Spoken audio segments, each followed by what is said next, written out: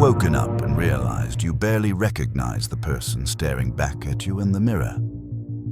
You did everything right, worked hard, kept your promises, and lived up to everyone's expectations. But deep inside, there's a quiet voice whispering, "Is this all there is?" If that sounds familiar, trust me, you're not alone. So many of us spend decades following a script handed down by family, society, and tradition, never realizing it might be the very thing holding us back from our true self. But what happens if you dare to remove the mask you've worn for so long? What if the journey back to authenticity is exactly what you've been waiting for your whole life? In this video, we're diving deep into the remarkable transformation from simply playing a role to truly living your life. Watch until the end, because the final insight could be the key that changes everything. And if this resonates with you, remember to subscribe and hit the notification bell. Join our community where we support each other on this journey toward real fulfillment. You did every single thing they told you to do. You stayed disciplined, showed up for work on time, provided for those who depended on you, and sacrificed personal desires so you could embody that archetype of the responsible man. You followed the instructions passed down from society, parents, mentors, and a long history of cultural expectations. Every check mark on that grand list: career, marriage, mortgage, fatherhood, seemed to fall into place just as it was supposed to. You might have even felt a glimmer of pride whenever someone recognized your diligence or expressed admiration for your capacity to handle burdens. Yet deep inside, there's a deafening silence that nags at you, one that isn't peaceful or reassuring. It's more like an odd emptiness, a quiet echo that resonates in the corners of your mind, whispering, "Is this really all there is?" This is not the same as being outright miserable or depressed in a dramatic way. It's not a crisis born of failure. There is no urgent tragedy compelling you to reinvent your life overnight. On the surface, everything appears just fine. By most societal measures, you're doing exactly what a grown, capable, and dependable man is supposed to do. But beneath that polished exterior, you notice a steady and unsettling sense that something never quite bloomed in you. Something essential never got the spotlight. It's not that anything went obviously wrong. It's more that something remains incomplete. Consider how even amid professional successes, family obligations, or daily routines, there's a place within you that feels disconnected from your true passions. You sense that the spark you might have felt in your younger years, the spark of curiosity, wonder, or the adventurous spirit has grown faint. It's almost as if a veil has descended between you and your most authentic self. In fleeting private moments, you might recall the dreams and aspirations you once had before responsibilities piled on, but they now seem distant or irrelevant, overshadowed by the pressing demands of daily life. The question arises, was the path you're on really your choice, or was it a pre-scripted route you inherited from your environment? Did you decide freely? Or were you following a template that measured success in a way you never deeply questioned? You might revisit monumental life decisions like choosing a specific job or deciding to marry a certain person and realize they were influenced by what family, school, or society expected of you. You weighed your decisions not just by your personal yearnings, but by the invisible gauge of what was deemed proper or admirable. In so many subtle ways, you've been living according to a script handed to you by others. This script promised stability and acceptance, but it also may have come at the cost of sidestepping deeper self-exploration.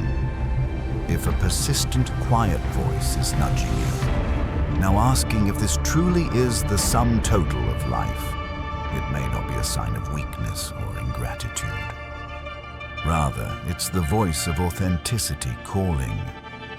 The journey to reconnect with that voice requires courage, and the first step is acknowledging its presence. You've met your obligations and proven your capability, but at what point do you decide to be fully alive? There's no sudden shock, no cataclysmic event declaring that your life is in disarray. Instead, this disconnect creeps up on you with a slow, almost imperceptible momentum. You might find yourself in the middle of an ordinary day, driving to work, standing in the grocery aisle, or sipping morning coffee, and a subtle heaviness settles over you. You're not devastated. You're not on the verge of tears. Yet a voice inside wonders, why do I feel like I'm missing out on something essential? This invisible gulf between your outwardly stable life and your inward longing can create a gentle ache that's difficult to articulate. You sense you're doing all the right things, but is it possible you've overlooked your personal sense of aliveness? This ache can remain dormant for quite a while. Sometimes you push it aside, convincing yourself it's normal to feel a little unenthusiastic at times. After all, life isn't always supposed to be thrilling. But then the question resurfaces. Why can't I shake this feeling that there's something more? You may try different distractions or fill your schedule with tasks and responsibilities. Yet the emptiness persists, re-emerging at quiet times when your mind isn't preoccupied, perhaps late at night when you're lying in bed or early in the morning before the day's hustle begins. It's not a matter of having a bad life. Indeed, you might genuinely love your spouse, appreciate your children, or find satisfaction in having a steady paycheck. But the human spirit craves more than just meeting obligations. It also longs for creativity, wonder, and a deeper sense of purpose. When that longing is left unattended, the silence grows louder. You start to ask whether the life you're leading truly reflects your inner drive, or if you've molded yourself into what you think you're required to be. Philosophers and theologians throughout history have grappled with this type of existential longing. The feeling that something's missing despite having the external markers of success is nearly universal. Yet society rarely offers an obvious platform to discuss it. More often, we're told to be grateful for what we have, to keep striving to find satisfaction in our roles as breadwinners or caregivers. The narrative insists you should find contentment in performing your duties admirably. If you bring up dissatisfaction, people might assume you're ungrateful, looking for reasons to complain or on the verge of a midlife crisis. But dissatisfaction doesn't always stem from being ungrateful. Sometimes it signals a dissonance between what your life has become and who you are at your core. Sometimes it arises because you're longing to fulfill parts of yourself that have been ignored or downplayed. This internal friction can be a guiding compass. Carl Jung, the Swiss psychiatrist whose ideas thread through these discussions, would suggest that this inner ache is a call from the unlived life, the aspects of yourself that have been suppressed or never fully explored. Jung posited that true wholeness emerges only when you allow your true self to come forward, even if that means questioning long-standing assumptions and risking a certain level of discomfort. Take a moment to reflect on the major turning points in your life. The moment you accepted a particular job or career path, the day you decided to get married or enter a serious relationship, or the instant you embraced parenthood. How many of those pivotal decisions were guided by an honest inward exploration of your desires, passions, and calling?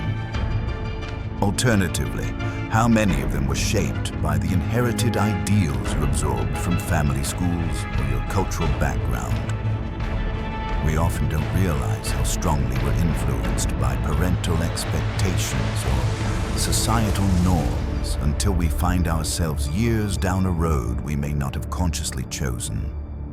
In many cultures, there's an implicit message that a good man should be stable, goal-oriented, and willing to put others' needs first. Consequently, you might have asked yourself questions like, is this the correct way to behave, or what's the honorable route, rather than what genuinely resonates with me. The difference is subtle but profound. Acting from a place of authenticity means making decisions that align with your personal values and desires. Acting from a place of expectation means conforming to an external standard, hoping to fulfill what others deem respectable or worthwhile. Over time, this pattern can create a disconnection between your external life and your internal reality. Outwardly, you might appear successful, a steady paycheck, a comfortable home achievements that earn nods of approval from friends and family. But internally, you may feel a sense of estrangement, as though you're a supporting actor in a play where the main storyline never quite includes your deepest dreams. This is not to say every choice you've made was somehow wrong or forced on you. Many decisions might still feel right. But if certain major life directions were steered more by convention than self-discovery, there could be lingering questions about what else might be possible. Carl Jung's concept of individuation speaks directly to this phenomenon. Individuation involves differentiating yourself from the collective norms you've inherited, and instead moving toward a more genuine expression of who you are as a unique individual. While this process can sound mystical or abstract in practice, it often involves this kind of questioning. Am I living in a way that truly resonates with my core? Or am I just going through the motions set out by a cultural script? Engaging with these questions can feel uncomfortable because it may challenge long-standing beliefs, obligations, or relationships. Yet discomfort is often the catalyst for deeper personal growth. Sometimes the path you follow aligns seamlessly with your soul's calling. Other times you realize there's a gap. It doesn't matter how old you are or how far you've traveled down one road. The gentle whisper within, asking if this is all there is, can be an invitation to realign your life with your most authentic desires. And this realignment need not be radical or destructive. It can be a gradual process of checking in with yourself more often, noticing what sparks joy and meaning, and being open to re-evaluating decisions that no longer fit. As you move through the everyday responsibilities, handling tasks at work, managing errands, taking the kids to school activities, you might catch yourself functioning on autopilot. It's not that you're numb or devoid of emotion, but there's a subtle distancing from the passions you once had. This pattern might have set in so gradually that it was easy to miss. Maybe you told yourself you'd return to those personal interests once you got settled in your career, or once the children were older, or after you achieved a certain level of financial security. Yet each milestone passes and the promise to revisit the things that once fueled your soul gets postponed again. Jungian psychology would suggest that this quiet emptiness you're experiencing is not a sign of failure or a deficiency in your character. Rather, it's a critical signal from deep within a nudge, from the aspects of you that have been placed on the back burner for the sake of meeting external demands. While you've been busy becoming the man your family, workplace, or community expects something else, what's left behind the sense of vitality that emerges when you live in alignment with who you genuinely are. Indeed, the world you navigate often rewards the role you've been playing. You've likely garnered respect for being reliable, consistent, and strong. People know they can count on you. Your loved ones benefit from your ability to provide and stay calm under stress. Society tends to admire individuals who keep their personal struggles hidden, who present a stable face to the world, and who remain functional despite any internal turmoil. Over time, you may have internalized this way of being as a moral ideal or a standard of manhood. You've become so adept at it that the line between the role and your true identity may have blurred. The paradox is that you can feel both proud and restless. You're proud of stepping up to these responsibilities because it shows dedication, care, and the will to protect or provide. Yet beneath the pride, there's an undercurrent of unease, a sense that the heroic face you show the world doesn't capture the full complexity of your humanity. It leaves out your vulnerabilities, your unexpressed passions, your quiet doubts. Over time, this narrowing of your expressed identity can manifest as emptiness or a subdued longing. To some extent, society teaches that showing vulnerability or expressing dissatisfaction is a risk. Friends, family, or colleagues might see it as complaining or a sign of weakness. But in truth, this longing is a message. It's the part of you that remembers who you were before you molded yourself into a socially acceptable role. It's the portion of your being that knows you are more than just a reliable figure in the background. The urge to respond to this call is not a betrayal of your responsibilities. It's a call toward wholeness. It doesn't necessarily mean forsaking what you've built. Rather, it can mean integrating authenticity into the very life you've created, introducing layers of your own truth into your daily expressions and decisions. Think about the mask you wear, the one that presents the image of a person who is always in control, never at odds with himself, always prepared to handle the challenges of life without a flinch. At one point, this mask might have been simply a tool to survive social pressures or familial expectations. Over time, however, it likely fused with your sense of self to the point where you barely notice you're wearing it.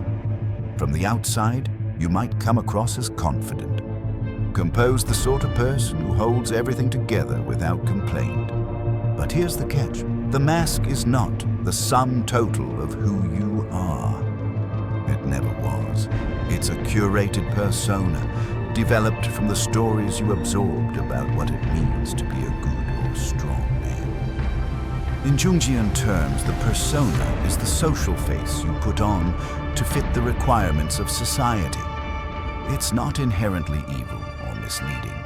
In fact, it serves a helpful function by allowing you to navigate social environments with relative ease.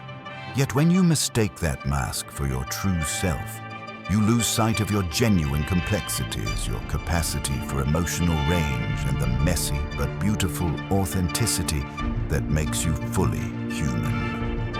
Living for the approval of others is a slippery slope. On one hand, we all crave a sense of belonging. On the other hand, if belonging requires you to mute your true voice or contort yourself into someone you're not, then the belonging is superficial at best. You might fulfill society's checkboxes: good job, stable relationship, respectable demeanor, but remain quietly unfulfilled because the you that the world sees is only a fragment of your authentic being. Society at large doesn't always ask who you are at your core. It's more likely to question whether you're productive, reliable, or fulfilling prescribed roles. The strain comes from the dissonance between outward acceptance and inward emptiness. You wear the mask so well that people applaud you for it. They might say, "He's such a hard worker, he's so steady," or "He never complains," and there's gratification in hearing that. However, the more applause you receive, the less incentive you have to probe deeper, because why question a life path that others view as successful? Yet the emptiness inside doesn't dissipate simply because others admire you. If anything, it might intensify, because the external praise highlights just how unseen your real self is. This tension is a kind of silent burden. You suspect that the version of yourself you project is only partially genuine. you also recognize that dropping the mask risks misunderstanding or even rejection. But in the end, living behind that mask isolates you from meaningful self-understanding. Without confronting this, the burden remains, and so does the sensation that you're missing a vital piece of life's richness. Jung encouraged people to explore their inner depths precisely for this reason, because the persona, while useful, can never replace the totality of your being. The process of taking it off carefully in stages holds the promise of reconnecting with your deepest truths. You might have been raised with the notion that being a good man is synonymous with meeting external standards, providing financial stability, refraining from overt emotional expression, and serving as a rock for those around you. These standards are often echoed in your family upbringing, reinforced in school settings, and glorified in media portrayals of stoic heroes. Yet, as the depth psychologist Carl Jung would point out, these external standards are seldom the same as inner authenticity. Jung introduced the idea of the unlived life, the potential within you that never found expression because you were too consumed with fulfilling societal roles. There is a stark difference between living your purpose and living a performance. When you live a performance, every action is measured against external benchmarks. Am I being productive enough? Do people see me as responsible? Am I acting in a way that garners approval? Over time, it might feel like you're merely rehearsing lines in a script, ensuring you say the right things and present the right emotions in the right context. However, when you live your purpose, your innermost calling, your focus, shift away from pleasing an audience. Instead, it centers on expressing the unique gifts, passions, and sensibilities that only you can bring into the world.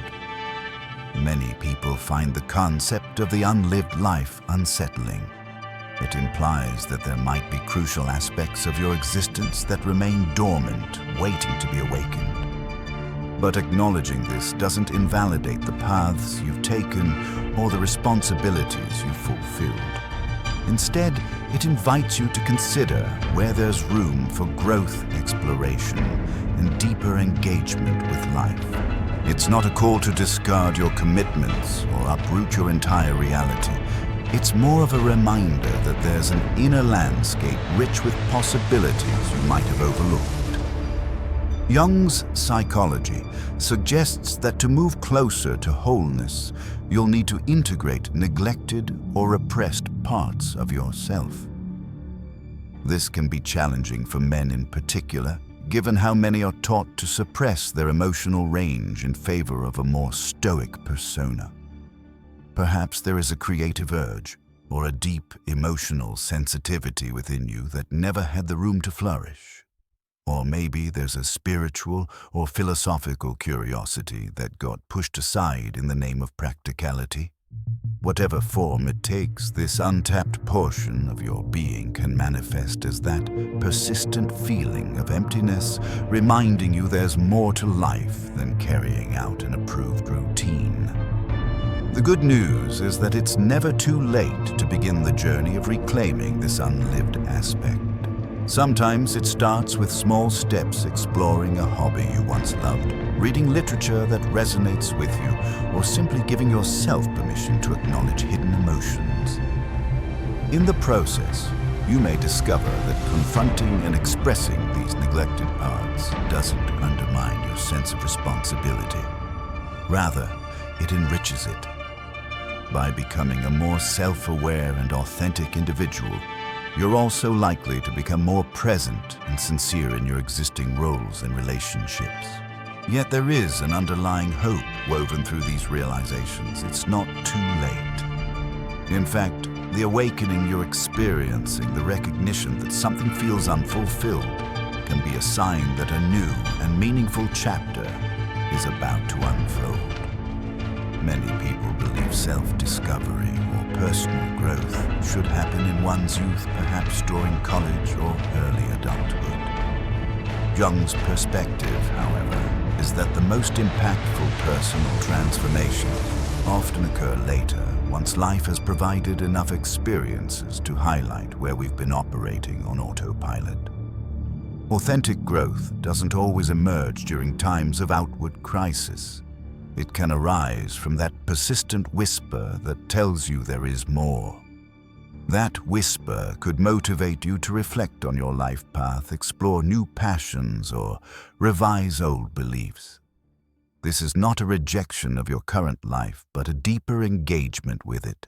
Think of it as clearing away the mental clutter and social conditioning that once served you but now feel outdated or stifling. It's akin to spring cleaning the psyche, discarding what no longer resonates so you can make room for fresh insights and renewed purpose. Jung taught that life's purpose isn't simply bestowed upon you by your family or culture. Instead, it's discovered through a process of inner work experimentation and reflective insight. At the core of this process is the recognition that you're more than just your roles, more than a spouse, a parent, an employee, or a community member. While those roles can be integral parts of who you are, they don't define the totality of your essence. When you stop pretending, you allow the deeper current of your individuality to flow into everyday life. This might mean exploring a neglected passion or re-evaluating relationships that no longer support your journey toward authenticity. Embracing this new perspective doesn't necessitate burning your old life to the ground. You don't have to abandon your responsibilities or leave your relationships. Often, the real transformation is an internal shift, an adjustment in attitude and perspective that seeps into your daily decisions and interactions. Little by little, you might make choices that feel more aligned with your inner truth, whether that's speaking up about how you really feel at a family gathering, or finding ways to bring creativity into a job that seemed rigid before. There's a significant difference between a dramatic escape and a gentle awakening. A dramatic escape might involve abrupt, impulsive actions that cause chaos for both yourself and those around you. A gentle awakening, on the other hand, is a mindful and intentional process. It acknowledges the life you've already built and seeks to integrate authenticity in a way that's respectful to you and your loved ones. There may still be difficult transitions or uncomfortable conversations, but the driving force is a commitment to living more truthfully. Jung viewed this kind of evolution as the real adventure of adulthood, the point at which your unique life begins to truly unfold beyond the scripts you were handed. You might wonder how to begin this sort of journey if you've spent decades perfecting your role. You might fear that it's too late to change, or that you risk destabilizing the very structures you've worked so hard to build. The beauty of individuation, as Jung called it, is that it doesn't necessarily require tearing everything down. Instead, it invites you to meet yourself, the genuine self you might have set aside to meet external expectations. This process can feel less like adding new elements to your personality and more like rediscovering qualities you left behind or suppressed. Start with simple reflection. When was the last time you felt deeply excited or moved by something? It could have been a long-forgotten pastime from childhood or a fleeting moment of inspiration when you witnessed a piece of art, listened to music, or enjoyed a conversation that touched your soul. Jot these memories down, no matter how trivial they seem. Patterns might emerge. Perhaps you'll notice a longing for creativity, adventure, spiritual connection, or intellectual stimulation that hasn't been part of your everyday life in a long time. From there, consider small, manageable steps to reconnect with these sparks. You don't have to overhaul your schedule overnight. Maybe it's taking 30 minutes in the evening to read about a topic that fascinates you, Or it's setting aside an hour on the weekend to tinker with a creative hobby, even if you haven't touched it since you were a teenager. It could involve finding a supportive community or mentor online or locally that aligns with your genuine interests. The goal isn't to add more items to an already busy to-do list, but to make space for the aspects of yourself that have been neglected. As you venture into this self-rediscovery, you might encounter resistance both from within and from those around you. Internally, old voices might resurface. This is silly, I should be doing something productive, or I'm too old for this. Externally, you might face confusion or pushback from loved ones who are used to seeing you a certain way and might worry that your new interests signal a disruptive change. It's important to assure them and yourself that this journey is not about abandoning them or rejecting your current life.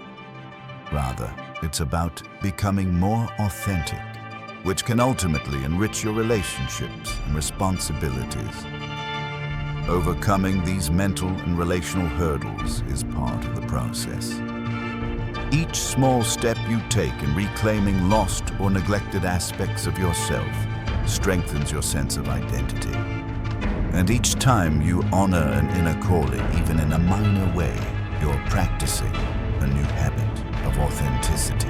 In time, you might realize that your external world looks quite similar to how it always did, but your inner landscape feels wildly different, more alive, more open, more in tune with the quiet voice that once merely whispered for your attention. Perhaps the greatest challenge of this journey is learning to recognize just how thoroughly the mask has become woven into your daily expressions and interactions. Because you've worn it for so long, you might not notice the subtle acts of pretense that have become second nature.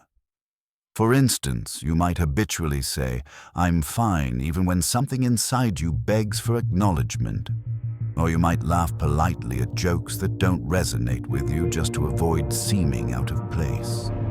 In group settings, you might nod along with opinions that contradict your personal views simply to maintain harmony. While these habits might appear benign on the surface, their cumulative effect can be profound. Each small act of pretending chips away at your sense of coherence, creating an internal split between what you feel and what you express. Over the years, you can grow accustomed to thinking, this is how things are, resigning yourself to a gap between your authentic self and the social identity you've adopted. It's not that you consciously decided to deceive people. It's more that you learned through countless subtle cues that conforming often yields smoother interactions and fewer conflicts. If you're reading this and feeling a pang of recognition, you might also notice a tinge of fear. After all, authenticity can be risky. Admitting you're not fine might prompt follow-up questions, leaving you vulnerable or exposed. Expressing a genuine but unpopular opinion can lead to disagreements or uncomfortable discussions. Yet vulnerability is often a gateway to deeper connections. When you reveal a part of yourself, whether it's an honest feeling or candid opinion, you create an opportunity for others to truly see you. Some might reject or misunderstand you, but others may resonate deeply, offering a form of acceptance and support that you never knew was possible. Carl Jung warned about the long-term consequences of ignoring the internal signals that the persona is overshadowing the real self. The persona, while functional, can never fulfill you because it's rooted in social expectations rather than the deeper layers of who you are.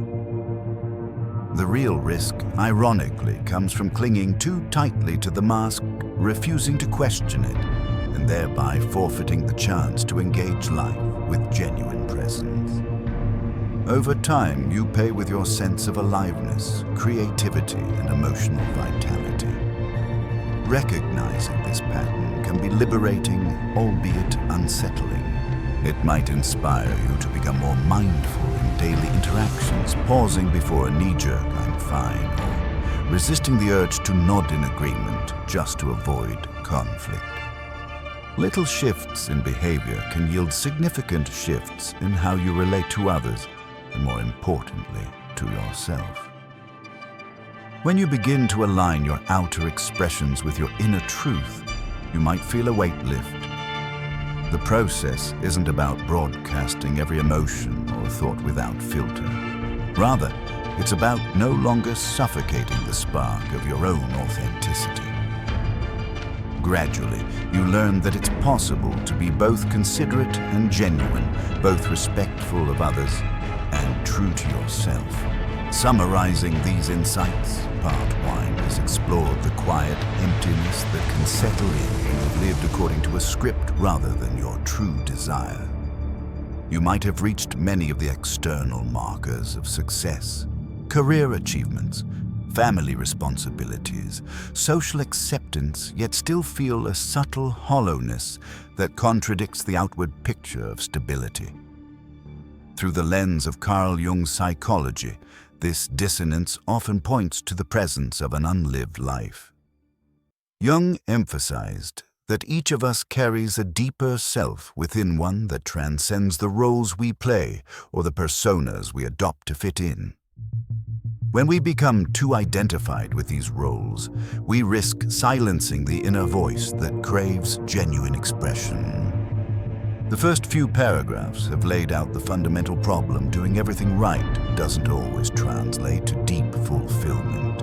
We've also begun to unpack why it can be so difficult to break free from the scripts handed to us. These scripts often provide security, affirmation, and a sense of belonging. Despite the comfort they bring, they may not address our longing for authenticity. One of the key themes that has emerged is that recognizing this emptiness is not a failure, but a wake-up call. It can be interpreted as a beacon guiding you toward a more authentic life, one in which your choices reflect your inner truth rather than external pressures. Part of this recognition involves understanding the difference between living a performance, where every move is designed to please an audience, and living your true purpose, which can be far more nuanced and daring.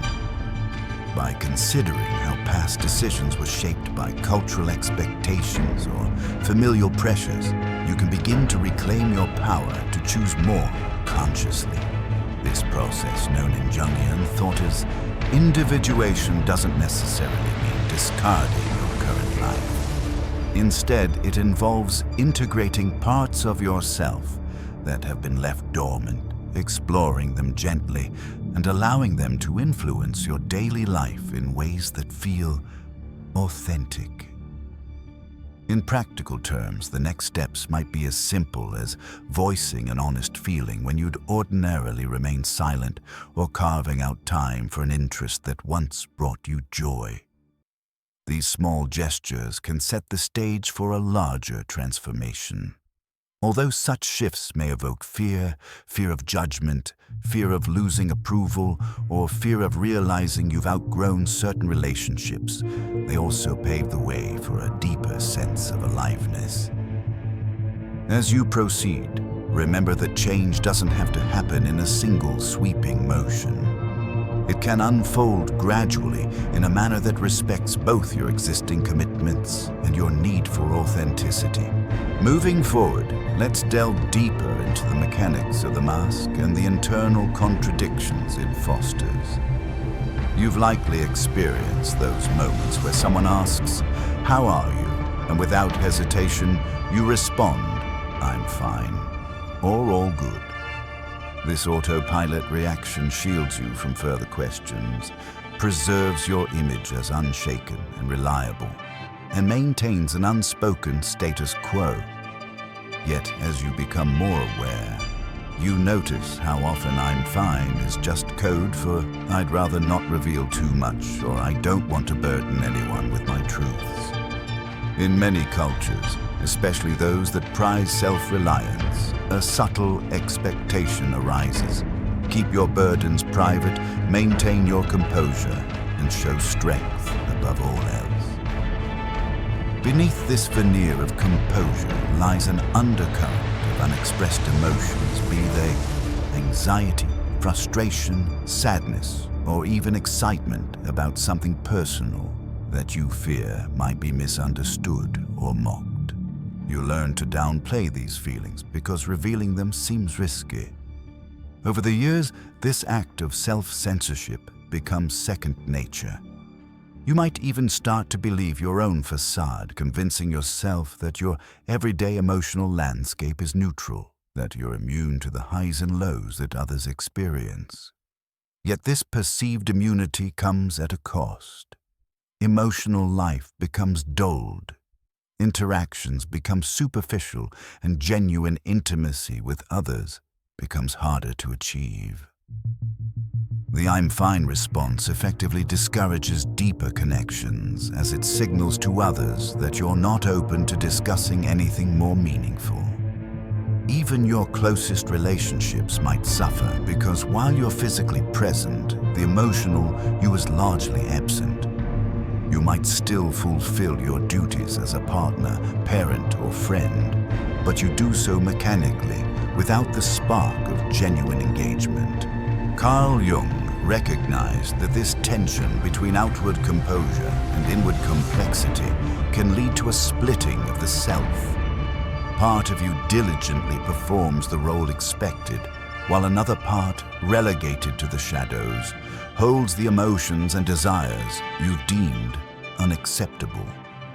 Jung called these repressed aspects the shadow, suggesting that our unintegrated traits don't simply vanish. They remain active in the unconscious, shaping our behaviors, reactions, and emotional well-being in unseen ways. Crucially, the mask and the shadow form a dynamic pair. The more polished the mask, the more substantial the shadow can become. You might manifest unexplained irritability, impatience, or restlessness behaviors that perplex you precisely because you have convinced yourself you're fine. In essence, what you deny in yourself still seeks expression, often in distorted or indirect forms. This is why you might experience a simmering discontent that surfaces during minor disagreements or fleeting moments of solitude. The mask keeps everything tidy on the surface, but below the unacknowledged parts of you build in intensity. Recognizing this dynamic doesn't mean you should start unloading every feeling without discernment. Rather, it means becoming more conscious of how often you default to the mask and questioning whether it truly serves you or your relationships. There's a marked difference between thoughtful privacy and routine avoidance. When you begin noticing how frequently you rely on the mask, you pave the way for more genuine engagement with yourself and others. Consider the silent rule you might have absorbed growing up. If I want to be worthy of love or respect, I must never show weakness. This belief can weave itself into the very fabric of your being. It shapes how you talk, how you carry yourself, and even the way you prioritize certain tasks over others. Over time, you learn to equate vulnerability with incompetence, and you associate stoicism with competence. It's a framework that might have served you in competitive environments like certain workplaces or sports teams, but can be detrimental when it comes to emotional health and genuine relationships.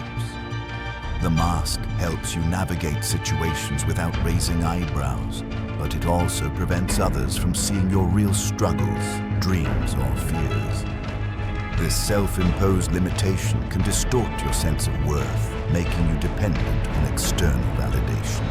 Instead of valuing yourself based on your intrinsic qualities like empathy, creativity, or passion, you may measure self-worth by how well you meet external standards. These standards often revolve around productivity, physical toughness, financial success, or social status. In turn, you bury parts of yourself that don't neatly fit into these standards. Imagine the toll this can take on your inner life. Every day you're expending mental and emotional energy to uphold an image. When you do this for years, the cumulative effect is akin to lugging around a heavy weight. You might become adept at ignoring the strain, but it's still there quietly gnawing at your sense of authenticity. Think of it like driving a car with the parking brake slightly engaged. It's possible, but the journey is slower, more taxing, and ultimately harmful to the car's mechanism. Sometimes you might even trick yourself into believing you prefer it this way. After all, maintaining the mask can give you a sense of control. It keeps the chaos of raw emotions at bay. However, any sense of control you gain comes with a parallel loss. The loss of real connection. No one can truly love you if they've never truly seen you. Your relationships, especially intimate ones, might hover at a certain level of emotional depth without plunging into the vulnerability that fosters genuine closeness. In those rare moments where you do let your guard down, perhaps after a few drinks or during a sudden personal crisis, you might catch a glimpse of what it feels like to share openly. The aftermath can be enlightening or terrifying. You may sense a profound relief, or you could be overwhelmed by shame rushing to reassert the mask once the moment passes. These are pivotal forks in the road. They can either confirm your commitment to a protective facade or serve as an invitation to deeper authenticity. Carl Jung's insight that the mask is necessary yet perilous reminds us that while we need some form of persona to function in society, we also need to remain cautious about identifying too closely with it. The goal is not to discard the mask entirely, but to ensure that the self behind it remains vital and acknowledged.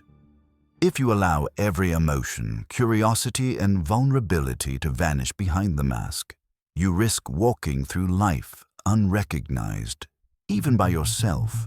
When you pause to think about it each time you conform to this ideal of perpetual composure, you're choosing social acceptance over your own truth. That might not sound like a monumental trade-off in everyday scenarios. Perhaps you keep your opinions mild at family gatherings or avoid disagreeing with colleagues to preserve workplace harmony. But repeated over years or decades, these small denials of selfhood accumulate. Eventually, you might feel as though you've been living someone else's life or acting in a role that doesn't fully resonate with your inner being. A certain irony emerges the more you suppress your true self for the sake of being seen as dependable and admirable. The less you feel truly seen or appreciated for who you actually are. The acceptance you receive is for a curated image, not the full, multifaceted you. This can lead to feelings of isolation, even when you're surrounded by people who love the mask you wear. You might wish they could love the person underneath with equal enthusiasm, but you've never really given them the chance. Or they have come to believe that your mask is the real you. This realization may be unsettling. It might stir anger at the culture or family system that taught you to suppress yourself, anger at yourself for complying all these years, or even anger at your loved ones for failing to look deeper. However, that anger can be a catalyst for self-assertion. Channeled constructively, it can fuel the courage to break free from the unspoken rules you've lived by. Recognizing that you want more from life, more freedom, more emotional sincerity, more genuine connection, can spur you to reevaluate what you've always taken for granted. Yet a roadblock often appears the fear that becoming more authentic will upend the stability you've created. You might worry that friends, family, or co-workers won't adapt to the new you, or that they'll see it as a betrayal of the person they thought they knew. Sometimes these fears aren't unfounded. Authenticity can shake up relationships that rely on you continuing to play a particular role. But such fear doesn't negate the importance of personal growth. It simply reminds you to proceed thoughtfully. In Jungian terms, the unlived life demands attention, and ignoring it eventually becomes unsustainable. Rather than continuing to channel your life force into maintaining a facade, you begin to sense that your vitality might be better used exploring who you truly are. This process often starts quietly with the subtle recognition that certain aspects of your life aren't aligned with your spirit. Perhaps you realize you've been deferring dreams, writing a novel, traveling, picking up a musical instrument until the elusive right time. Or maybe you discover that certain friendships revolve more around convenience than genuine understanding. What's essential is that these realizations, though possibly distressing, carry the seeds of transformation. Acknowledging the gap between your inner truth and outer performance is the first step toward closing it. This isn't a sign of selfishness, it's a move toward integrity, which in the long run can lead to richer, more meaningful connections and contributions. Imagine a moment in your past where you had to choose between saying what you really felt and following the group consensus. Maybe it was a minor scenario like a discussion about where to eat or a more significant issue involving values or life decisions. Did you speak your mind or stay silent? Over the course of a lifetime, these choices accumulate, shaping your identity. When you stay silent for the sake of harmony, you sacrifice a piece of authenticity. This might seem trivial in the short term, but multiplied many times, you can end up living a life that doesn't reflect who you really are. This discrepancy becomes particularly pronounced in close relationships. If you've built a life where your partner knows only the masked version of you where you always acquiesce, keep emotions hidden, or avoid rocking the boat, then the relationship is at least in part based on an incomplete understanding of you.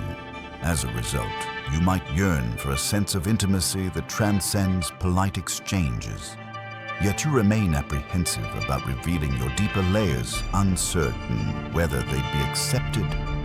The paradox is that you crave authentic connection while perpetuating a pattern that keeps it just out of reach. Carl Jung's understanding of psychological development underscores that genuine connection with others hinges on genuine connection with oneself. If you're estranged from your true feelings, needs and aspirations, it becomes nearly impossible to share them authentically with anyone else. In this sense, self-awareness is a prerequisite for healthy, fulfilling relationships. Once you foster greater self-awareness, you might find you're more capable of forming deep connections based on mutual honesty rather than shared illusions. You might wonder how to build this self-awareness if you've spent years burying uncomfortable emotions or desires. One approach involves deliberately creating spaces for introspection. This can take the form of journaling, meditation therapy, or even solitary walks where you let your thoughts and emotions surface without judgment. Another tactic is to pay attention to bodily signals, tightness in your chest, a knot in your stomach, or tension in your shoulders, as these can be indicators that you're suppressing something. When you start noticing and acknowledging these signs, you open the door to examining them more closely. Perhaps you felt a pang of resentment because you once again said yes to a commitment you didn't really have time for. Or maybe your heart raced when a coworker made a dismissive remark and you brushed it off instead of addressing it. Each of these moments offers a clue about what's happening beneath the surface. Following these clues can guide you to deeper insights about your likes, dislikes, fears, and unfulfilled longings. Over time, this practice of self-awareness can become second nature. You become adept at noticing the gap between what you truly feel and what you project outwardly. Armed with this this insight, you can begin to experiment with gentle honesty, like expressing mild disagreements or acknowledging that you're exhausted instead of soldiering on silently. Though these may seem like small steps, they can fundamentally shift your relationship to yourself and, by extension, to those around you. A pivotal concept in Jungian psychology is the idea of individuation, which is often misunderstood. Some interpret individuation as a process of separating from others or rejecting societal norms outright. In reality, individuation is less about isolation and more about integration. Integrating the various facets of yourself, including the parts you've repressed or neglected, into a cohesive whole. This process naturally reshapes how you interact with society, but it doesn't necessitate cutting all ties or behaving rebelliously. Rather, it's a path to mature self-realization that encourages authenticity within the fabric of your existing life. Consider the ways you might integrate the real you into your daily routine. Perhaps there's an aspect of your personality, like a sense of humor or a creative hobby, that remains hidden because it doesn't align with your professional persona. Individuation would encourage you to find subtle yet meaningful avenues for expressing those qualities, whether it's by sharing your creative work with colleagues or infusing moments of levity into team meetings. The goal is not to force your authenticity onto others, but to let it be visible and active so you no longer feel you must compartmentalize large portions of your identity. One of the challenges here is the weight of social expectation. You might face raised eyebrows, offhand remarks, or even direct criticism when you start showing up more fully. If your social circle is accustomed to you being the stoic provider, they might be unsure how to handle a deeper emotional expression. The initial reaction could be confusion or even discomfort. Yet genuine relationships can adapt if they're grounded in respect and a willingness to grow. Over time, those who truly care about you may appreciate the newfound openness, and your connections can deepen in ways you might not have anticipated. Simultaneously, you may encounter people who resist or resent the changes they see in you. They might feel threatened by your shift toward authenticity because it disrupts the comfortable roles everyone has been playing. This resistance can come from partners, friends, or co-workers who benefited from you consistently conforming to certain unspoken rules. While this can be painful, it can also be clarifying. Sometimes these conflicts reveal relationships that were contingent on your willingness to remain small or silent. If certain individuals choose not to support your growth, you'll be faced with the difficult decision of how to recalibrate your involvement with them. This recalibration process can be painful, but it's also liberating. As you become clearer about who you are, you also become clearer about what you need from your relationships. This isn't about making demands. It's about recognizing that authenticity thrives in environments that permit honesty and individual growth. Where that environment is absent, you have to decide whether to remain in that space or to seek connections that more accurately reflect your evolving self. At some point, you might notice a small but significant shift. You wake up one day and realize that you feel lighter, not because life has suddenly become easy, but because you're no longer carrying the burden of perpetual pretense. This feeling can catch you by surprise.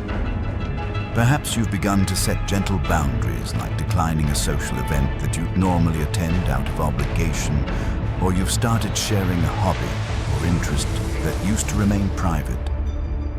Each time you take a step toward showing up as your real self, you release a bit of tension, that knot of internal conflict that arises from stifling who you are. Yet this lightness is frequently accompanied by a subtle fear, the fear of being fully seen without your usual protective layer. vulnerability can feel like stepping onto a stage without a script. It forces you to confront the unpredictable nature of human relationships. People might misunderstand, you judge you, or react in unexpected ways. This fear is a natural response to leaving behind old coping mechanisms, and it's often a sign that you're pushing into new territory, the realm where real growth takes place. Navigating these emotions can be tricky. On one hand, excitement arises from finally feeling more congruent. What you think, say, and do starts to align. On the other hand, self-doubt creeps in. What if this is a mistake? What if nobody accepts this version of me? This oscillation between relief and apprehension is common in transformative processes. The key is to continue taking small intentional steps forward, rather than letting the fear paralyze you into reverting to old habits. From Jung's perspective, each encounter with fear is an opportunity to shed another layer of false identity. When you experience fear, it can signal that you're brushing against the edges of your comfort zone where genuine discovery happens. If you never feel discomfort, you may never truly evolve. This doesn't mean recklessly exposing your deepest vulnerabilities to everyone you meet.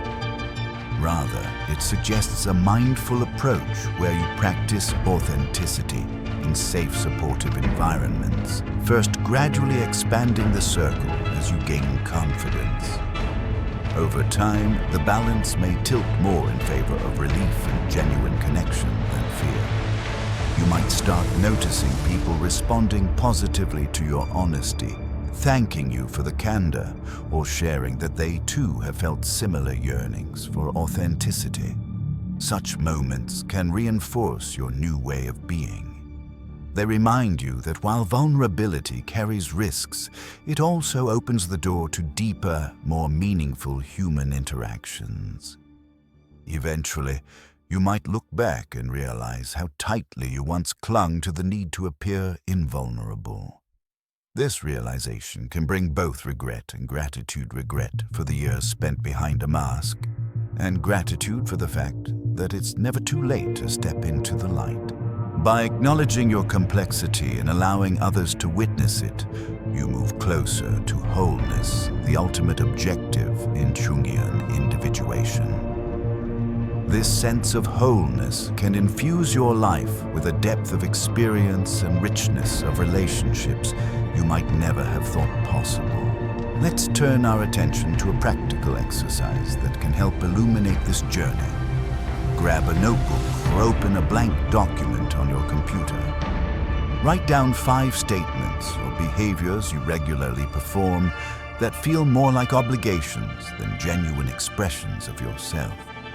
For example, you might notice you often feign interest in certain social gatherings, or you always volunteer to handle a task even though you secretly dislike it. Next, reflect on why you do these things. Is it purely to maintain harmony, to avoid conflict, or to uphold an image? Once you identify these behaviors, consider what it would look like to modify them even slightly. Perhaps you don't have to quit attending the gatherings altogether, but you might limit how frequently you go or how long you stay. Maybe you can share the workload with someone else instead of managing everything on your own. The idea is to begin loosening the grip of the routines that don't resonate with you, gradually making space for more authentic choices. After this reflection, pick one behavior or pattern to act on in the coming week. It could be something as small as saying no thank you when you're asked to commit to something you don't genuinely want to do. Or it might be as bold as sharing a personal hobby or dream with someone close to you despite fear of judgment. Pay close attention to how you feel before, during, and after making this change. Do you experience anxiety at first, followed by relief or empowerment? Notice the emotional waves without judging them. They're valuable signposts on your path to self-understanding. Your environment's reactions might vary. Some individuals may be startled or even irritated by your shift. Others might be quietly supportive or even applaud your newfound honesty. Remember that these reactions aren't solely about you. They're also reflections of other people's comfort levels with authenticity. In any case, each time you make a choice aligned with your deeper self, you strengthen the muscle of authenticity. Like learning any new skill, it takes practice, patience, and the willingness to stumble along the way. This is the cornerstone of what Jung referred to as active individuation, turning insight into action. Realizing you've been wearing a mask is step one. Step two is introducing moments of unmasking into your everyday life. Over time, these moments can accumulate slowly, transforming not just how you see yourself, but how you engage with the world. The gap between your internal experiences and external expressions begins to close, bridging that sense of emptiness and bringing forth a more integrated, vibrant existence. While this exercise is simple, it can be surprisingly challenging. It forces you to confront the areas where you've been complacent, where you've allowed habit or expectation to dictate your behavior. Yet it's precisely by confronting these areas that you initiate meaningful transformation. As you progress, remember that small, consistent steps often lead to lasting change. Each bit of honesty, each boundary set, each moment of self-expression contributes to a life that feels more wholeheartedly yours. In the process of unmasking, it's important to understand that your sense of identity may feel unstable for a time. When you've built an entire persona around certain beliefs and behaviors, chipping away at them can evoke a sense of loss. You may question, and if I'm not always the strong, unshakable provider, then who am I? This question can be disconcerting, but it's also a powerful portal to self-discovery. You have an opportunity to redefine who you are, based on a broader range of human experiences, emotional depth, curiosity, spiritual wonder, and personal values, rather than the narrow script you've been following. This transitional phase can be likened to stepping out of one room and into another, with a hallway of uncertainty in between. Old sources of validation may no longer satisfy you. Perhaps you no longer feel accomplished when you receive superficial praise for just toughing it out. You start craving a different sort of recognition, maybe for creativity, empathy, or collaborative spirit. The shift may lead you to explore new activities or surround yourself with individuals who share your evolving interests. At this stage, self-compassion is vital. It's easy to judge yourself for not having made these changes sooner. You might look back on decades of decision-making and wonder if it was all misguided. Yet remember that you are operating within a specific framework shaped by upbringing, culture, and personal coping mechanisms. You did what you thought was necessary at the time. Now, armed with new awareness, you're making different choices. Dwelling on regret can sap your motivation and send you spiraling back into familiar but stifling routines. Instead, try framing your past experiences as lessons that have led you to this moment of clarity. Likewise, be prepared for fluctuation in your emotions. Some days, you may feel exhilarated by the progress you're making. Other days, you might experience anxiety or nostalgia for the simpler times when you weren't questioning so much. These mood swings don't signify that you're on the wrong path. They're natural responses to emerging from a long-standing comfort zone. Over time, the peaks and troughs often stabilize into a steadier sense of self that incorporates both your newly expressed truths and your established responsibilities. Finally, seek allies in this journey. That might mean finding a friend or a mentor who has gone through a similar transformation and can offer guidance. It could also involve therapy, support groups, or online communities dedicated to personal growth. Engaging in these forms of support doesn't make you weak. It shows you're proactively creating a network that affirms your quest for authenticity. Among such allies, you can practice expressing your evolving thoughts without the fear of being dismissed or ridiculed. In sum, this transitional phase is both exhilarating and daunting. You're caught between the identity you've outgrown and the one you're shaping anew. Recognizing that you don't have to walk this path alone can alleviate some of the fear, even if you only have one or two confidants who understand your journey. That sense of connection can sustain you through moments of doubt. Step by step, you continue forging a life that reflects the deepest truth of who you are. Carl Jung famously stated that the ultimate aim of individuation is not perfection, but wholeness. This distinction is crucial because striving for perfection can be another mask, an attempt to appear flawless in a world that inherently values imperfection. Wholeness, on the other hand, involves embracing all parts of yourself, including aspects that you might previously have labeled as weak or unacceptable. When you hold space for the full spectrum of your emotional and psychological being, you discover an integrity that goes beyond surface-level validation. In practical terms, wholeness may mean giving yourself permission to be unsure or ambivalent at times. Instead of forcing a confident stance on every topic, you can say, "I don't know," or "I'm still figuring that out." It may also mean admitting when you're hurt or overwhelmed. Instead of bottling up feelings until they erupt as anger or disinterest, you learn to articulate what you're experiencing in the moment. This vulnerability not only enriches your own life, but also fosters genuine intimacy with those around you.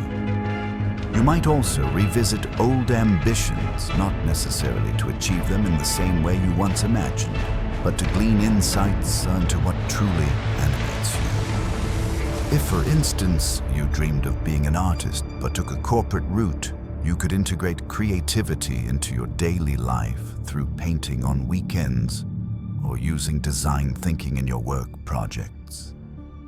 Wholeness doesn't demand that you abandon your responsibilities. It asks that you bring more of yourself to them. In doing so, you might uncover a renewed sense of purpose in areas you once found mundane. Another facet of wholeness is acknowledging your shadow. While this can be uncomfortable, it's essential for sincere growth.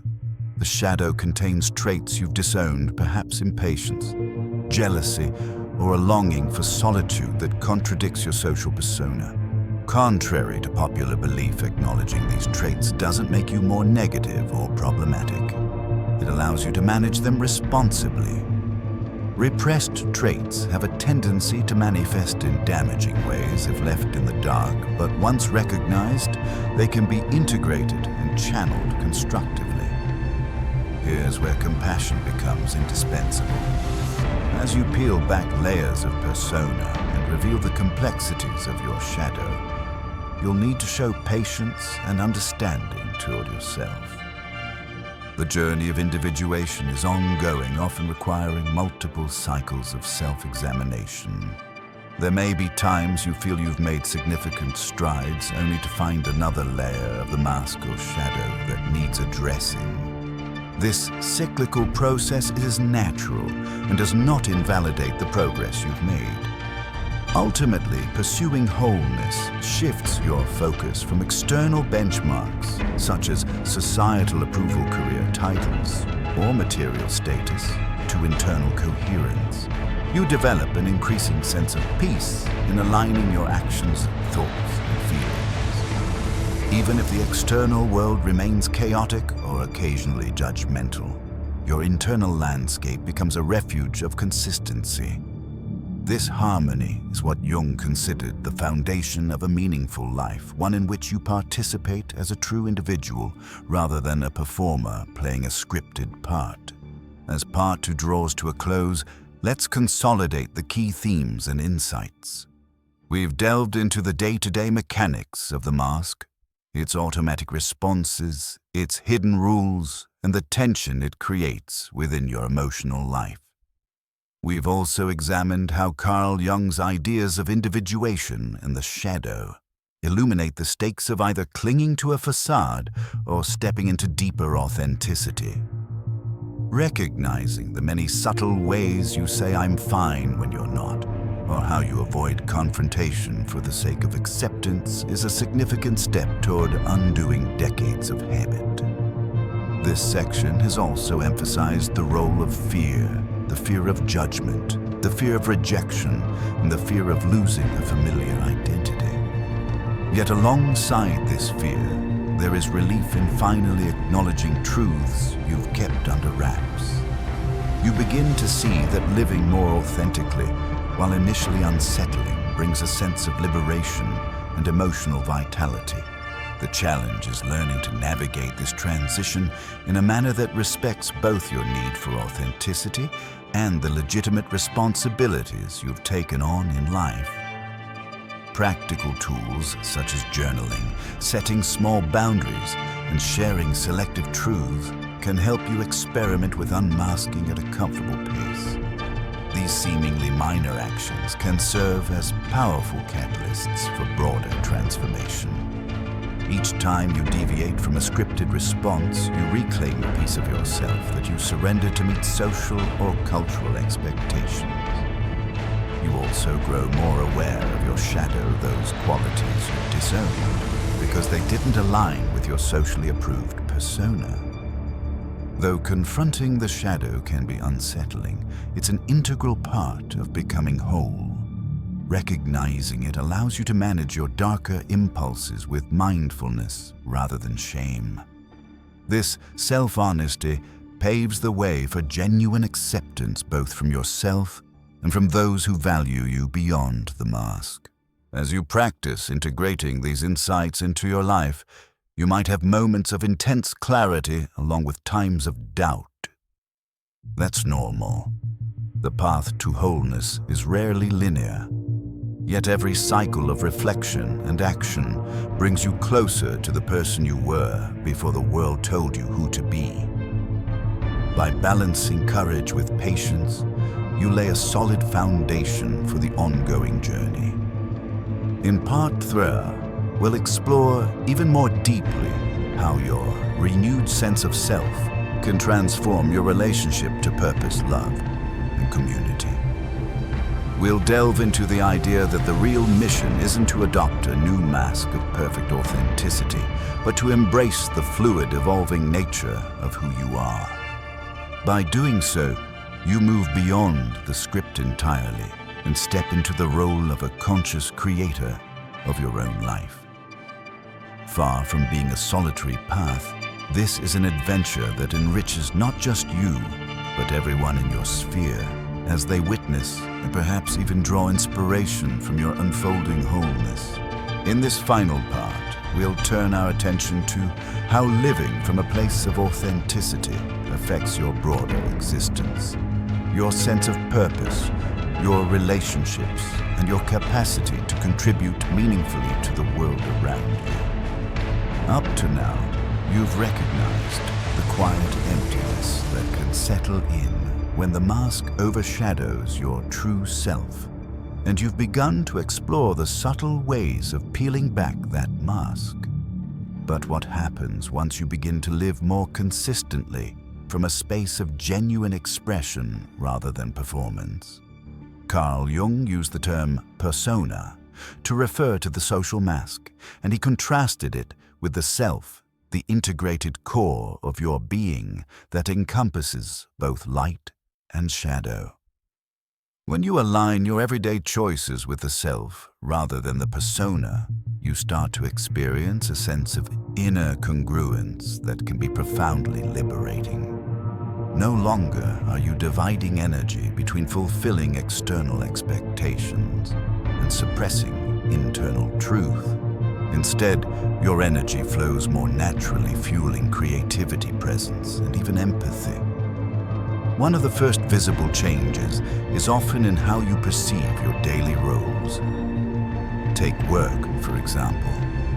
Rather than treating it as a mere performance space where you must adopt a narrowly defined professional persona, you might find ways to inject your unique perspective.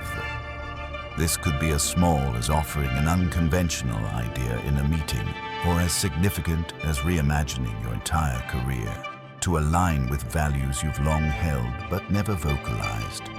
When your work resonates with who you are, it ceases to be a drain and becomes part of your self-expression. Another area where you'll notice shifts is in personal relationships. You might find that certain friendships deepen because you're now bringing your authentic self to the table. Conversations become more meaningful and mutual understanding flourishes as you share more of your inner world. Conversely, some relationships may wither if they were built solely on the version of you that no longer exists. While such changes can be painful, they often usher in a season of authenticity that can attract connections better suited to your evolving self. Spiritually or philosophically, you may also notice an enhanced sense of purpose. Jung believed that the pursuit of individuation was a spiritual quest, one that reveals the sacred unity of the self when aligned with deeper truths. Without needing to adopt any specific religious beliefs, you might find yourself contemplating big questions about meaning, ethics, and the nature of being. This introspection isn't forced. It emerges from the newfound space you've cleared by shedding the mask. Instead of living on autopilot, you're now a conscious participant in your own life narrative. Finally, there's a quiet but potent impact on your psychological well-being. Anxiety may lessen as you stop policing yourself to ensure constant social conformity.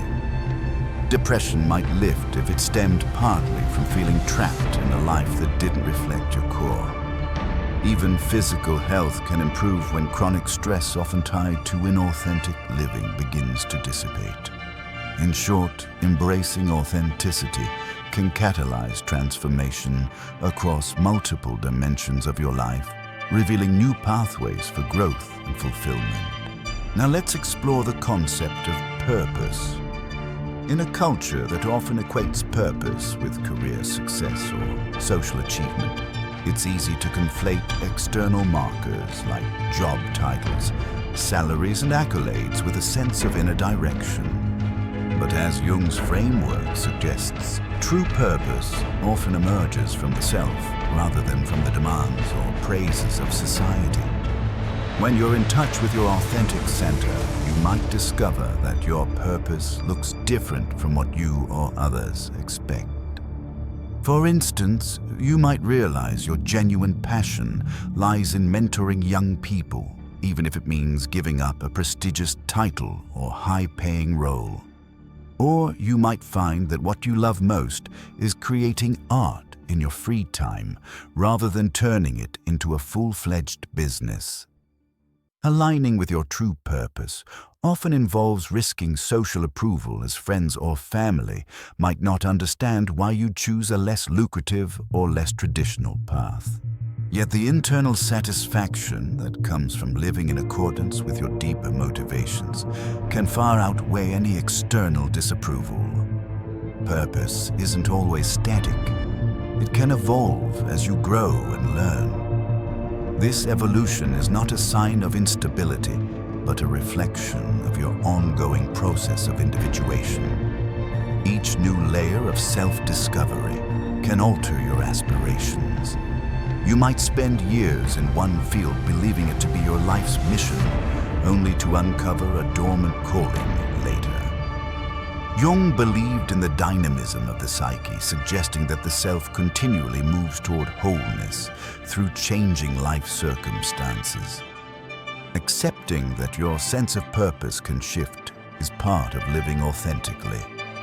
Instead of clinging to a fixed identity, you adapt as you better understand yourself. One of the challenges here is resisting the urge to compare your path with others. Our culture is steeped in metrics: how much money someone makes, how many followers they have on social media, what awards they've won.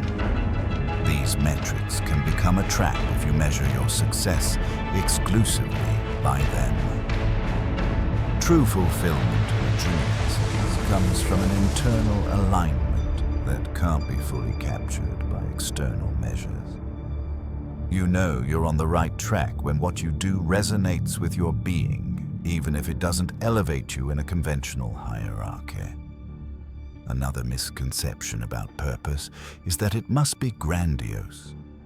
Some people assume that having a meaningful purpose requires founding a charity, penning a best-selling novel, or curing diseases.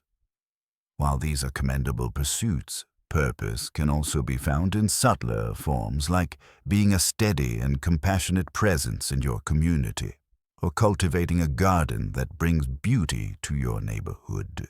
The point is not the scale of your activity, but the alignment of that activity with your genuine inclinations and values. Ultimately, discovering and living your purpose doesn't guarantee an easy life. Challenges, uncertainties, and mundane tasks don't suddenly disappear. Yet these difficulties become more bearable and even growth-enhancing when you approach them from a place of authenticity. Struggles are contextualized within a broader narrative of self-expression and contribution rather than merely being obstacles on an arbitrary path. As you deepen your self-awareness, you may also find your relationships taking on new dimensions. Think about how interpersonal dynamics shift when authenticity replaces pretense. Instead of offering polite but surface-level politeness, you begin engaging with genuine curiosity, empathy, and sometimes constructive conflict. This new mode of interaction can unsettle people who have grown comfortable with your former persona. Yet it can also free up relational energy that was previously spent on small talk and trivialities. In romantic relationships, this authenticity can be both a gift and a challenge. If your partner has never witnessed certain aspects of your emotional spectrum, whether it's sensitive vulnerability or fiery passion, introducing these sides of yourself may prompt them to reevaluate the relationship. Ideally, this can lead to greater intimacy, but it can also expose cracks in the foundation if your bond was built on unspoken agreements to keep certain topics off limits. If you both commit to working through this, the result can be a more honest and fulfilling partnership. If not, the relationship may come to an end, an outcome that is undeniably painful, but can also open space for growth and more genuine connections down the line. Friendships follow a similar trajectory. Some friends might celebrate your evolving self, finding inspiration in your journey.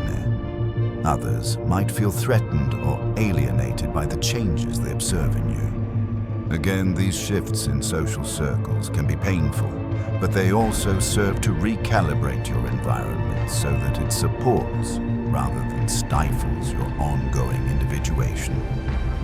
It's often said that if people leave you when you become yourself, then they were never really there for the real you in the first place. Even in professional settings, you can bring more of your authentic self to the table in small but meaningful ways. Maybe you introduce a new project idea that aligns with your personal passions, or you initiate deeper conversations with co-workers about work-life balance and mental health. Such expressions can humanize the workplace, fostering a healthier environment for everyone. While not all organizations will appreciate this openness, you might be surprised at how many colleagues find it refreshing, especially if they too are grappling with their own masks. To navigate these shifts more comfortably, it can help to practice clear communication. Share your thought processes with those who matter, explaining that you're working toward becoming more open and genuine. This heads-up can temper shock or confusion if you suddenly behave differently than expected. You might say something like, "I realize I've often kept my opinions to myself for fear of rocking the boat, but I'm trying to be more honest now. I hope we can talk openly." Such transparency can disarm potential defensiveness or misunderstanding. Even if the transition is bumpy, clarity in communication can serve as a stabilizing force. In essence, relationships become the arenas where your authenticity is tested and refined. They also become mirrors reflecting aspects of your transformation back to you. If you remain open to constructive dialogue and willing to address conflicts directly, these relationships can evolve into deeper, more supportive bonds. Conversely, if resistance is insurmountable, you may choose to release certain connections, honoring the role they once played in your life, while embracing a future more aligned with your authentic self. Now let's explore the notion of legacy. Legacy is often thought of in grand terms: inheritable wealth, monuments, or major achievements that inscribe your name in history. Yet from a Jungian perspective, your true legacy lies in the impact of your authentic presence on others. It's not solely about what you leave behind in a material sense, but about how fully you lived, loved, and contributed during your time. Authenticity becomes a gift, not just to yourself, but to your community, family, and anyone who crosses your path. When you live behind a mask, even if you achieve fame or fortune, you might leave behind a legacy that lacks a personal imprint. People might remember your accomplishments, but they won't necessarily remember your heart or the qualities that made you uniquely you. In contrast, when you dare to show up as a real, complex human being, you create deeper emotional imprints on those around you. Your children, friends, and co-workers may recall the times you spoke, candidly showed vulnerability, or offered genuine support in moments of need. These memories have a resonance that goes beyond titles or accolades. Moreover, authenticity can have a ripple effect. When others see you embracing your genuine self, even if it goes against the grain, they may feel inspired to do the same. This influence can be far more transformative than you might suspect. Perhaps a co-worker who always felt pressure to conform finds courage in your example. Or a child who sees you pursuing a new creative hobby realizes it's okay to explore interests that aren't part of a standard curriculum. Authentic living thus becomes a quiet form of leadership, guiding others toward their own individuation. Legacy also ties into how you face life's final chapter. There's a reason many people experience regrets in their later years. Regrets about not having followed their passion, not having said "I love you" enough, or not having taken certain risks. By choosing authenticity now, you proactively lessen the chance of such regrets. You can look back at your life knowing that even if it wasn't perfect, and whose life is it was true to who you were. This sense of internal alignment can bring a serenity and fulfillment that no external achievement can fully match. In many spiritual and philosophical traditions, there's a belief that the measure of a life well lived is how aligned you were with your inner calling. Whether or not you subscribe to a particular faith, the principle holds that integrity, empathy, and self-expression enrich the human tapestry. This perspective can shift your focus from superficial measures of success to how genuinely and generously you live. And while no one can guarantee a life without difficulties, living from your core self equips you with the resilience to face hardships without feeling that you've betrayed your essence. So as you contemplate your legacy, consider the ripple effect of your authenticity. It's not just about personal liberation from a stifling mask. It's about contributing to a collective awakening. Others may never articulate it, but they will notice when you operate from a place of wholeness. In that sense, your journey becomes part of a larger tapestry of human growth, nudging the culture, family, workplace, society toward deeper truth and compassion. Let's refocus on the practical dimension. How do you keep the momentum going once you've begun the process of unmasking? It's tempting to think that after a few breakthroughs you're done. But as with any form of personal growth, authenticity is a continuous practice. You might find yourself reverting to old habits under stress or reverting to autopilot in new social groups. Rather than seeing these lapses as failures, treat them as information. Ask yourself, what triggered this revert to the mask? Understanding these triggers can help you develop strategies to maintain genuine expression. One strategy is regular self-reflection, daily or weekly check-ins with yourself, where you evaluate key interactions, decisions, and emotional states. A simple journal entry can suffice. Today I noticed I agreed to a project I'm not enthusiastic about. Why did I do that? Or I felt unusually angry with a friend. Is there something deeper going on? Over time, these reflections reveal patterns in your behavior, spotlighting areas where the mask tends to creep back in. Recognizing these patterns is crucial for sustaining long-term growth. Another approach is seeking out environments that support your continuing evolution. This might involve joining a group or community with shared interests like a writing circle, if you're an aspiring writer, or a hiking club if you crave nature and physical challenge. In these contexts, you can practice authenticity without some of the preconceived expectations that exist in older social circles. Of course, it's not about avoiding your responsibilities or your long-standing friends. It's about finding additional spaces that nurture your developing sense of self. Professional or spiritual mentorship can also be invaluable. Whether it's a life coach, a counselor, a spiritual guide, or even a trusted elder in your community, having someone who can offer perspective and hold you accountable can accelerate your growth.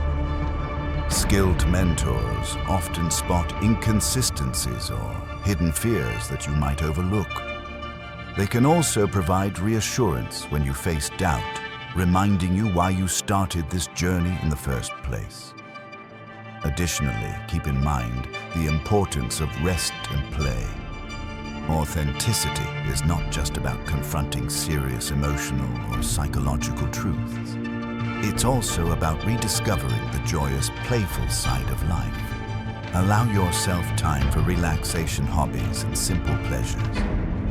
These activities can recharge you, ensuring that your quest for deeper self-awareness doesn't devolve into perpetual introspection fatigue.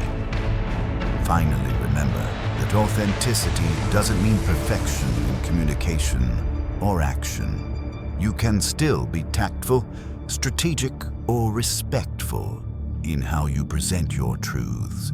The difference is that your outward expressions are more aligned with your inner realities, and you're not forcing yourself to wear a mask out of fear or habit.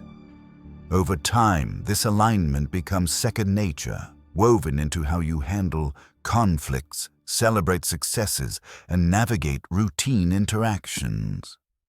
The practice of authenticity becomes a lifestyle rather than a passing phase. Carl Jung introduced the concept of synchronicity, meaningful coincidences that arise when you're aligned with your deeper psyche and the unfolding of events.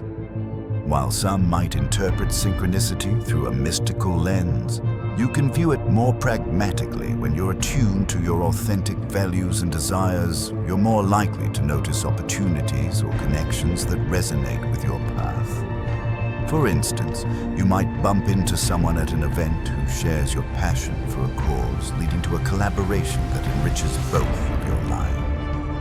Or you could stumble upon a book that clarifies a dilemma you've been wrestling with. In an inauthentic mode, these same events might pass you by because you're too absorbed in maintaining appearances or adhering to routines that don't reflect your genuine interests. Living authentically, therefore, increases your receptivity to meaningful possibilities. You become an active participant in shaping your life rather than a passive receiver of circumstances. This doesn't mean that every moment is drenched in mystic wonder. Daily life remains daily life, complete with bills, errands, and responsibilities. But the overall texture of existence can shift from one of dull repetition to one of heightened awareness and involvement. This heightened awareness also makes you more sensitive to the feelings and needs of others. Because you've dismantled parts of your own mask, you can more readily recognize where others might be wearing theirs. This understanding can cultivate empathy, allowing you to connect at deeper levels. You may find yourself offering compassionate support to friends or colleagues who feel stuck or who are grappling with similar existential questions. Authenticity begets authenticity. It can be contagious in the best possible way. Yet keep in mind that this new openness can also make you more emotionally vulnerable. You might feel others' pain more acutely or become more easily disturbed by social injustices and global challenges. This sensitivity is not a weakness, but a reflection of your expanded humanity. Jung would argue that personal individuation ultimately intersects with collective consciousness. As you individuate, you become more aware of larger societal patterns, some of which may conflict with your newly uncovered values.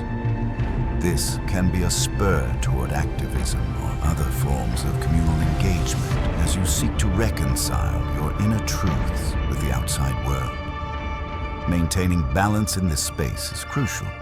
You don't want to drown in the world's problems, but neither do you want to retreat behind a mask again just to avoid discomfort.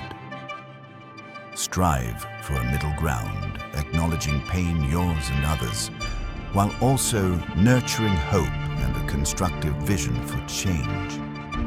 This might mean volunteering, sharing resources, or simply listening deeply to someone who needs to be heard.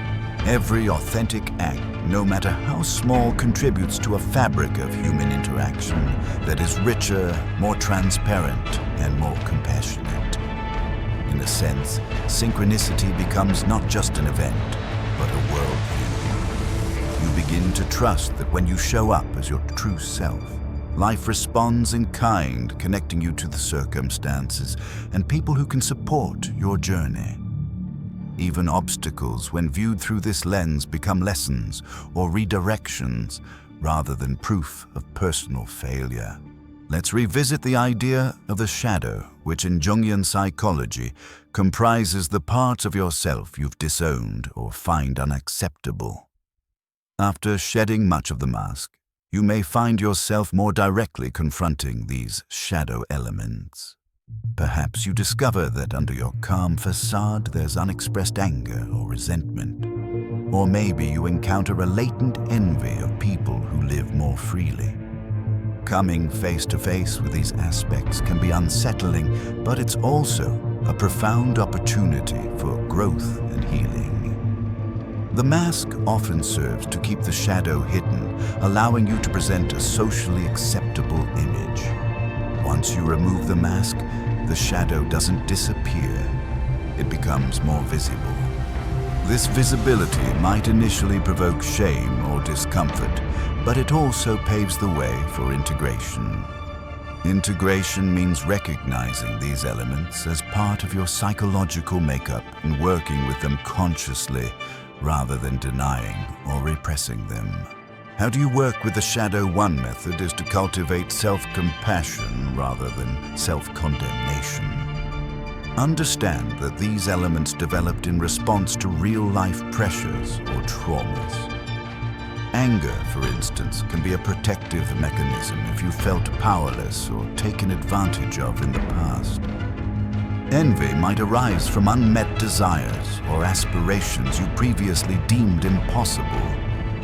By approaching these feelings with curiosity, what are you trying to tell me? You transform them from liabilities into guides. Another powerful technique is creative expression.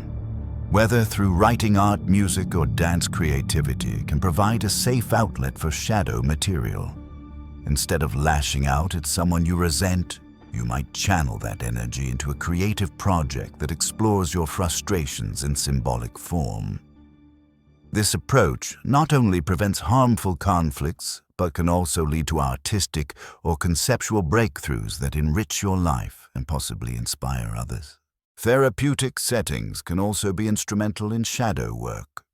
A skilled therapist or counselor can help you trace the roots of your repressed emotions and memories. Through guided exploration, you can reframe and eventually release beliefs that no longer serve you.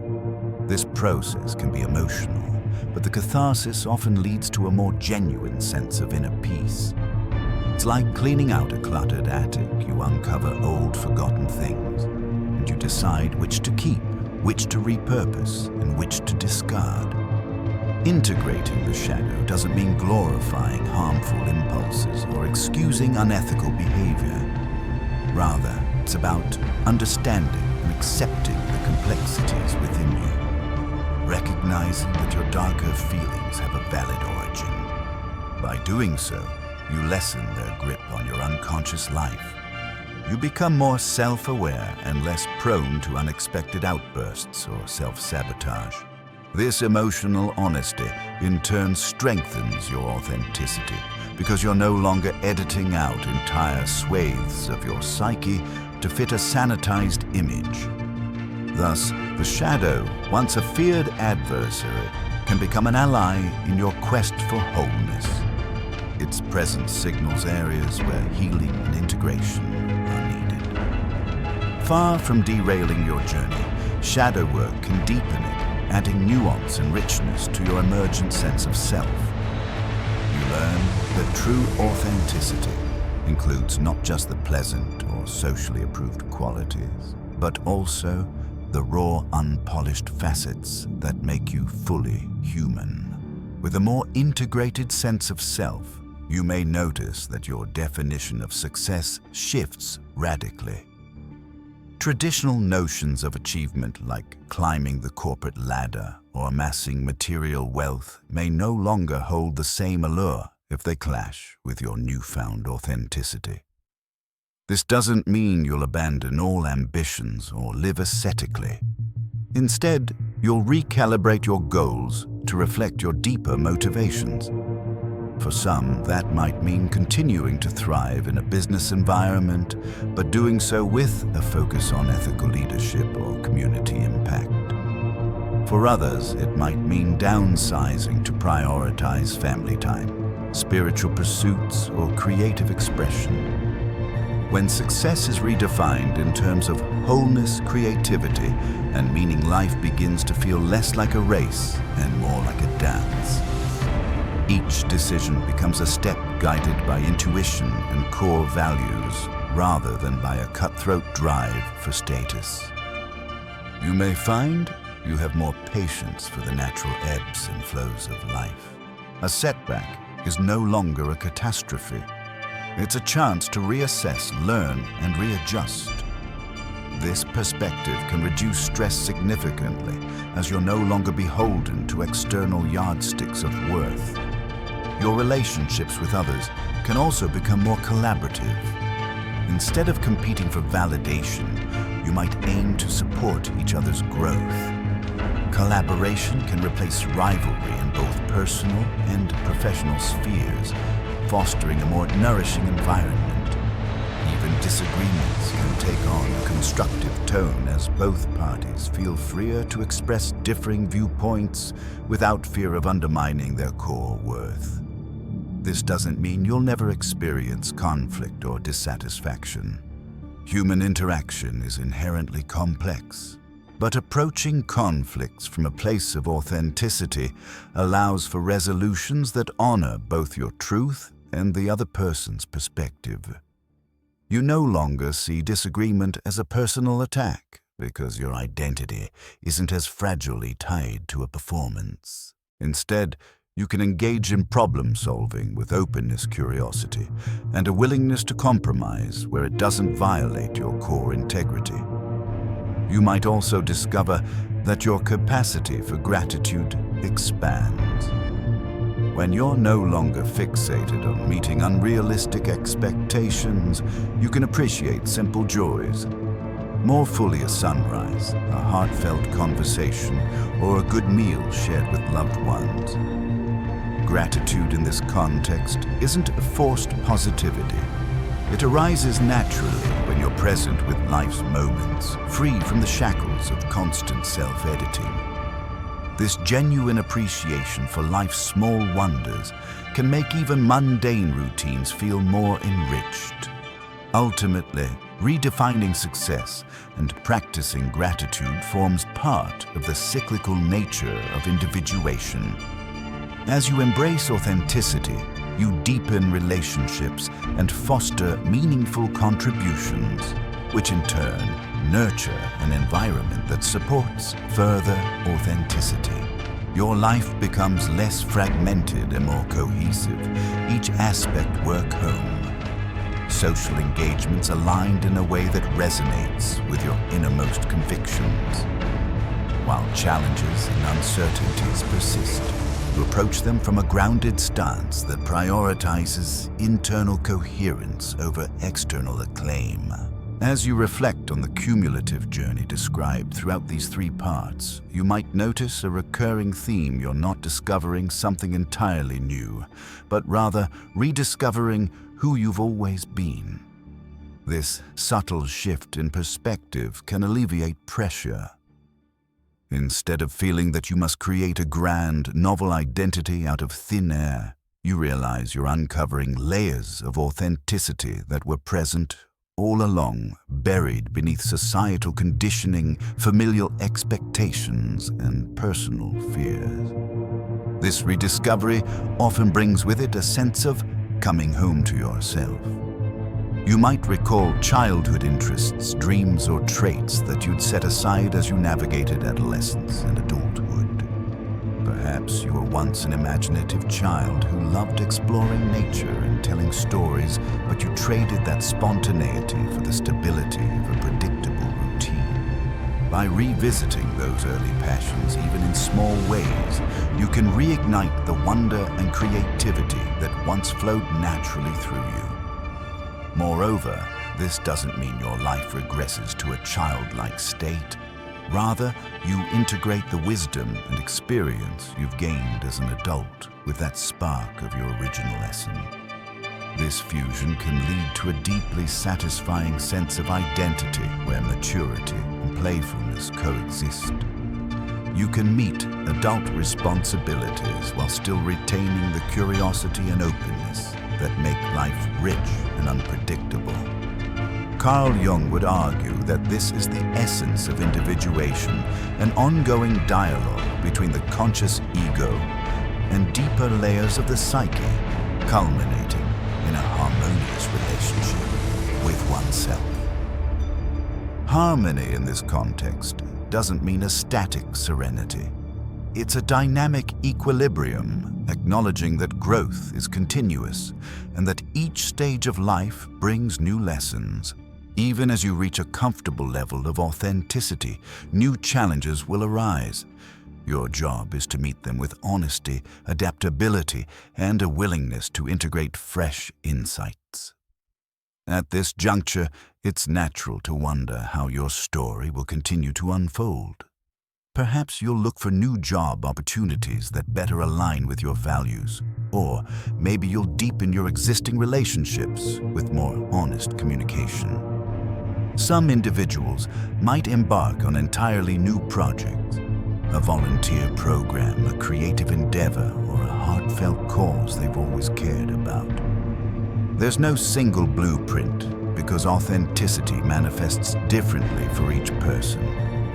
Whatever form your next chapters take, remember that arrival is not the goal. Ongoing evolution is. The mask might resurface in stressful situations, or you might temporarily overlook a shadow aspect. Each time you become aware of such lapses, you have a chance to refine and reaffirm your commitment to living wholeheartedly. Through this process, you develop resilience, the ability to adapt and stay aligned with your deeper self, despite life's inevitable twists and turns. In essence, this phase is a celebration of all that you've uncovered. You acknowledge the path you've walked, both the mask-wearing days and the new horizons of authenticity. Each step was necessary, each mistake a lesson. As you continue, you do so with a deeper sense of self-acceptance, ready to face whatever comes next, with the conviction that at last you're living from a place of genuine wholeness. We now arrive at the closing reflection of this expanded exploration. The overarching message is both simple and profound. You have the power to move from performing a scripted life to embodying a more genuine existence. The call for authenticity is at its core an invitation to reconnect with the richness of your own being. Jung's insights on the persona, the shadow and individuation serve not as rigid dogma, but as a framework to understand why you might feel that persistent emptiness and how to address it constructively. To reiterate, you don't need to dismantle your entire life or abandon your obligations. Often, this journey involves refining your existing roles rather than discarding them. You learn to speak more honestly at work, set healthier boundaries with loved ones, and pursue interests that once felt frivolous, but now seem essential for your soul's nourishment. As you step more fully into who you are, you realize that authenticity isn't about selfishness. It's about operating from a place of integrity that can ultimately benefit everyone around you. When doubts arise, when you worry that you'll lose approval or disrupt familiar dynamics, remember that any real transformation involves some level of upheaval. Yet the alternative is a slow erosion of self, a lingering question of what if I had dared to be real? On the other side of this fear lies a freedom that can't be imitated by any mask or performance. It's the freedom to show up, flaws, desires, passions, and all, and still know you belong in your own skin. In practical terms, the steps to continue this transformation remain accessible and straightforward. Keep checking in with yourself. Keep testing new forms of honest expression, and stay open to learning from every success or setback. Cultivate relationships that can hold space for your evolving identity, and don't shy away from professional help or mentorship if it aids you. Over time, these habits become a natural part of daily life, weaving authenticity into your routines and your relationships.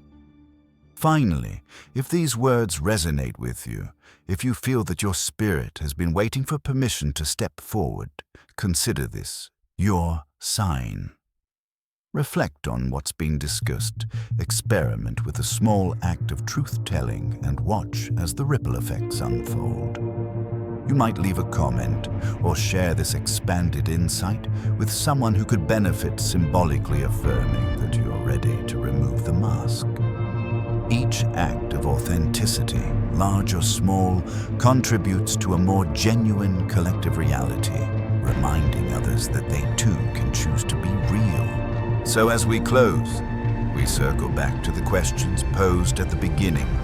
Is this really it? Is there more to life than the script I've been handed? The answer discovered through the lens of Jung's teachings and your own lived experience is a resounding yes.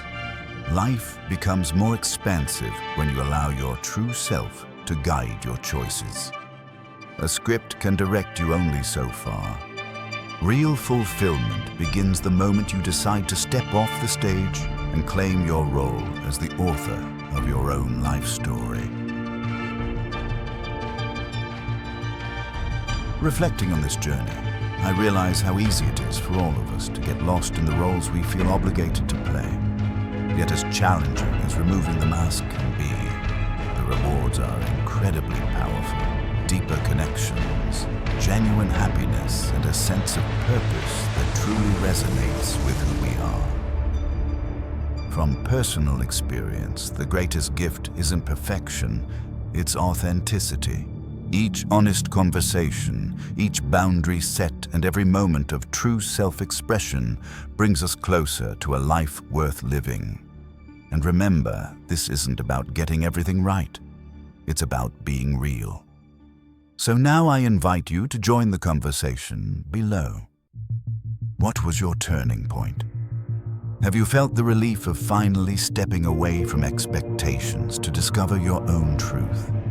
Share your thoughts and experiences. Your voice might be exactly what someone else needs to hear right now. Together, let's keep encouraging one another toward greater authenticity, deeper fulfillment, and lives we can proudly call our